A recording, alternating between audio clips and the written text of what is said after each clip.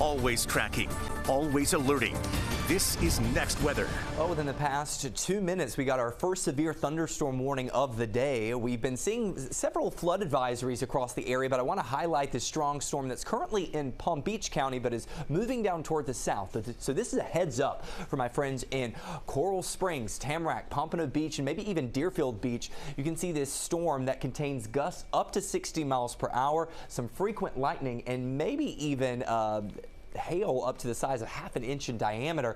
So just make sure you are on alert. I do see this storm moving down toward the south over the next little bit, so you probably have about 20 to 30 minutes heads up max on that to kind of park your cars inside the garage or head indoors.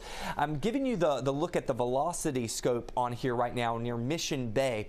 Not seeing rotation or concern for a tornado right now, but those brighter shades of green you see are actually indicating very strong winds, which is why the National Weather Service says we could see gusts up to 60 miles per hour. So that will continue pushing down toward the south. So once again, Pompano Beach, Coral Springs, Tamarack, even Mission Bay going to need to be on alert over the next little bit. Now we are going to hold on to a fairly wet weather pattern over the next several days, and the reason for this is actually a couple of things that are working together to elevate our rain chances.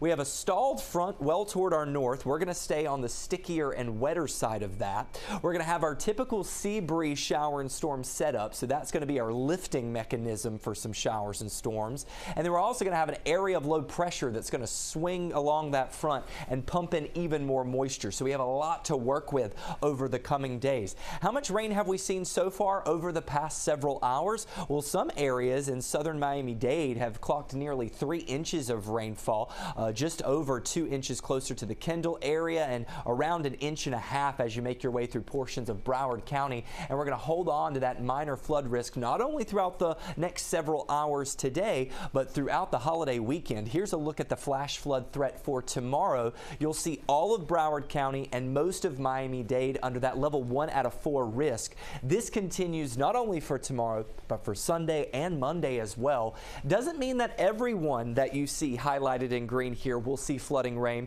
It means that the ingredients are going to be present in the atmosphere, that moisture and where those storms could develop. They're fair game. Here's a look at the rain tracker as we go throughout the next several hours. I do see that activity kind of tapering off by 9 or 10 o'clock. It'll be very isolated in nature after that point. Overnight tonight, most of the activity should stay out over the Atlantic. A few isolated storms can't be ruled out in the middle to upper Keys and maybe even Miami-Dade County through the morning, but it's the afternoon where things start to grow more widespread. I would encourage you to have a backup plan every day throughout the holiday weekend for the afternoons, as we are going to be tracking about a 70 to 80% chance for showers and storms each day.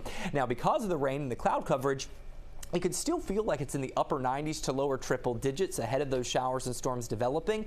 On the thermometer, I think we'll be in the ballpark of average in the upper 80s to lower 90s, with a flood risk, as I mentioned, each and every afternoon as those heavy showers and storms do develop.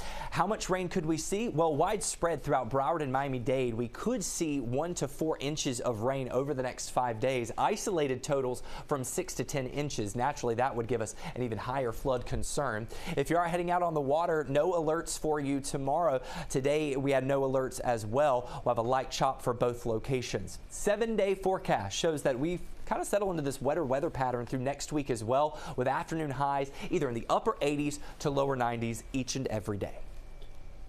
Shane, thank you. And the Next Weather team is making sure you're prepared for hurricane season. Just scan the QR code on your screen and find all the tools you need to make sure you're prepared.